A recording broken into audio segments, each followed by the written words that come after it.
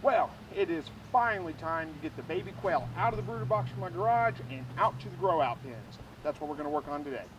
Hey guys, welcome back to another Slightly Redneck video. Again, my name's Chris. If you're not familiar with this channel, I help you to produce your own meat, eggs, and vegetables from your backyard, your balcony, your deck, your garage, or heck, even a spare room in your house if that's the way you want to do it. And like I said, we're working on the quail hutches today to get the baby quail out of the brooder box in the garage, out to the grow out pens, or these will be final hutches for the breeders, but you know, the other one's pretty much ready to go. I've got some quail in there, I've got to process, I've got to get them out of the way to make room for the babies, but this one needs a little bit of work, not much. I've got to install the automatic watering system in it, which I've got over here already. I've got a tube already made up. It was last year's tube. I've got it hooked up to the watering system to check for leaks, make sure nothing's leaking. And I've got to put a sandbox in here. It's worked out so well in my other hutch to have a solid floor in half of it that I use for the sandbox. I'm going to do the same thing in this hutch, but I've got to cut a piece of wood and cut it to fit and get it in here. Now I've already installed, let me bring you a little bit close. All right, so I've already installed a couple of 2x4s, one back there, one up here, just to fill the gap that was between here and here, if this makes sense. Because otherwise, whenever I put a piece of plywood up, these legs were on the inside of this frame, and I didn't want to have to cut that space out. So by putting a 2x4 there, I can just cut a square piece of wood, mount it to the bottom, and this becomes a sandbox for the birds. So I've got a piece of wood, but, well, let me show you where it's located. All right, so there is a piece of wood I can cut to size underneath all this crap. I got to get some of this stuff moved out of the way before I can do anything else. All right, so there is a piece of particle board or plywood or something big enough that I can cut the size and make that bottom for that cage underneath all this junk right here. This is kind of my catch-all extra stuff. I may need some kind of day space, and honestly, it's gotten a little overwhelming, and it's time to get rid of some of this stuff. But I have a magic trick on how to get rid of this stuff. I'll show you here in just a little bit. First of all, I got to go through it, figure out what I want to keep and what I don't want to keep, and get it unpiled.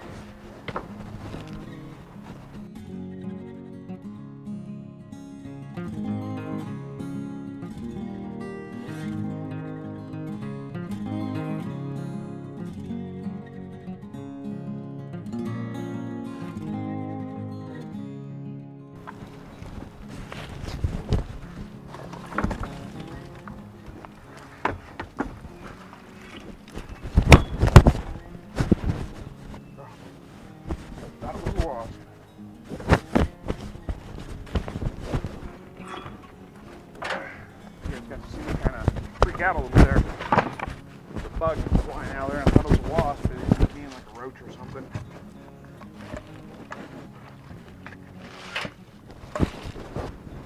Snakes, spiders, that don't bother me too much. Do not like wasps.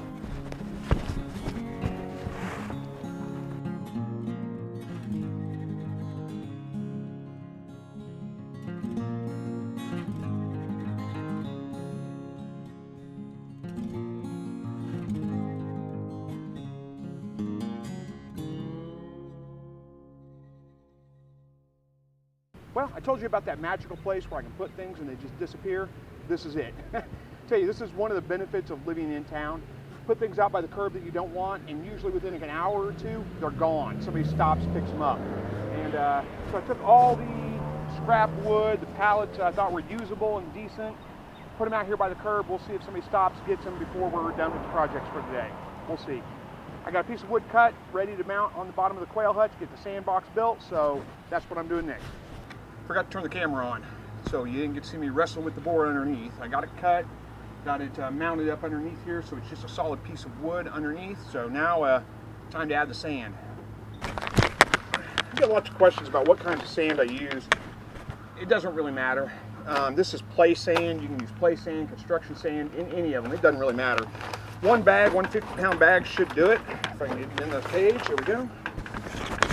And we'll just spread this out. We'll see. I got another bag if I need it, though.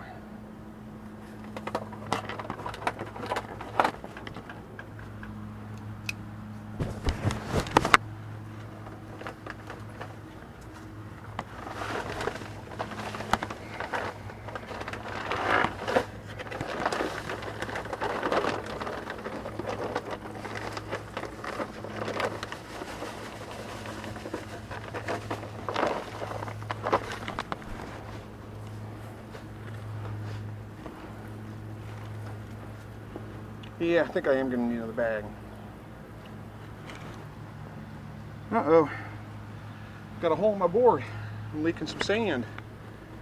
Got a couple holes in my board. I didn't check for that. I got to figure out a way to plug those holes.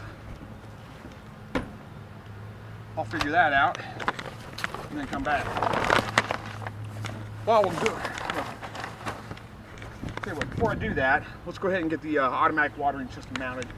I've got it, let me turn the camera a little bit so you can see what I'm doing here. I've got it over here hanging on the tube. I don't know if you can, I'm probably off camera right now, just to check for leaks. Had it hooked up, so I got to disconnect it real quick. Give me a minute to get situated. Okay, so this is my automatic watering system. It's all set up, no leaks in it, everything's working just fine. So I'm just going to mount it back here in the back, run the tube through there, and hook it up. In fact, I'll probably run the tube through there and hook it up first, so I know that I've got it situated just right.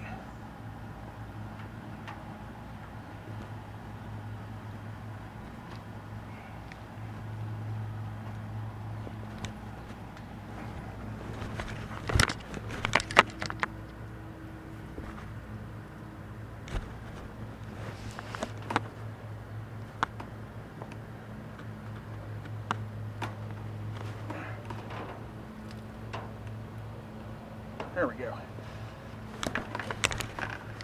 And to mount it, just use a couple pieces of plumber's tape, pipe tape, whatever you call this, pipe hanger tape stuff, and just cut off a couple pieces and I'll screw it onto the wall. Where's my 10 snips? There we go.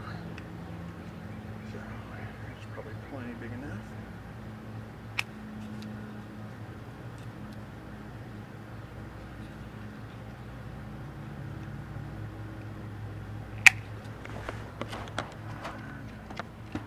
Where are my screws?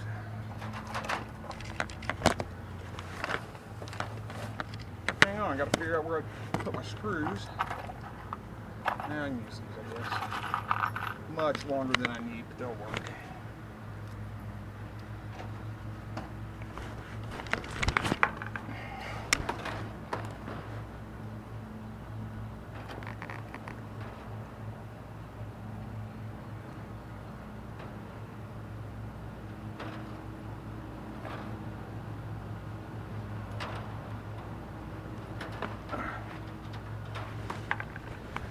Too short, I gotta go find something to stand on.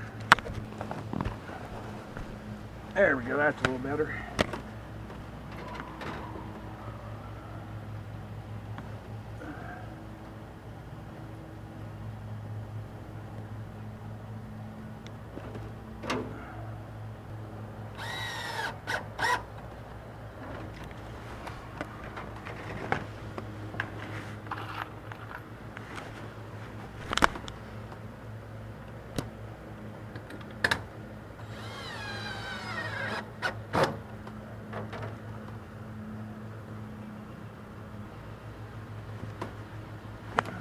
Fill those water cups up with water so they know where to find it.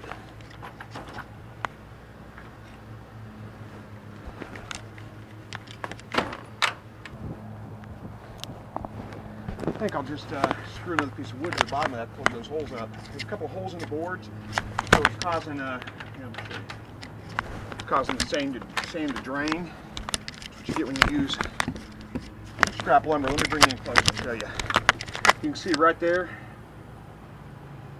causing the sand to drain out. Not that big a deal, but over time it will be. There's two of them. I'm just going to get a piece of wood, screw it to the bottom of that, I think. Alright, so that cage is done, ready for the grow outs. I got to clear this cage out. I got to get these birds out of here. I'm going to end up processing them, but right now I'm just going to throw them in a pet carrier for a minute, bring the babies out, throw them in the cages, let them get situated, then I'll go take care of those birds right there. The babies are in the brooder box and they haven't had food and water this morning, so they're probably ready to eat and drink, and I kind of wanted to put them out here hungry and thirsty so they figure out where the food and the water is pretty quick. So let me get these birds out of here.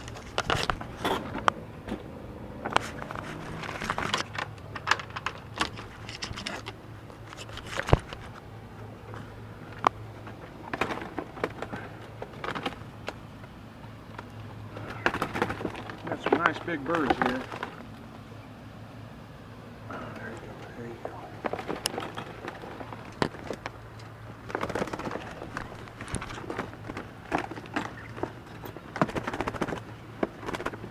right. Well, this hutch is now cleaned out. Time to bring the babies out. Let's get them in the brooder box, or out of the brooder box into the grow out pens. All right, so got the little babies here. The pharaohs first. Get this cage closed up so they don't go out one side. And let's see if I can get them in there without any of them escaping.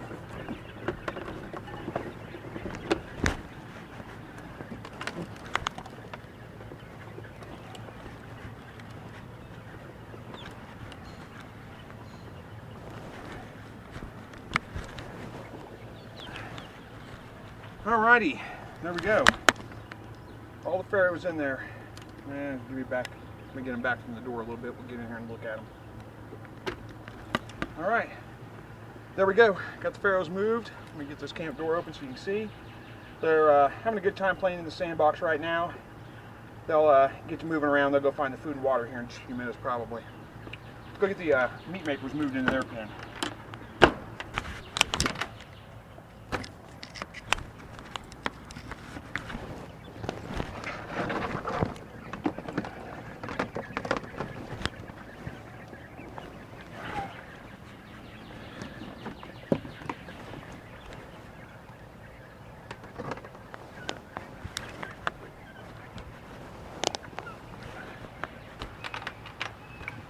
All right, got the meat makers in the grow out pen. One of them got wet, so he's looking a little scrawny in there, but the rest of them are doing pretty good.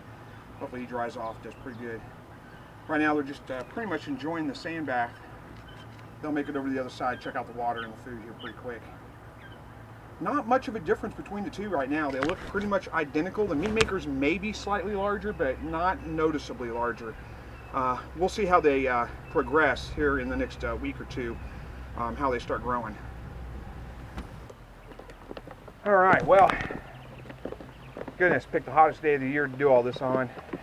A little more work than you always, I mean, it's always more work than you think it is, but it's done.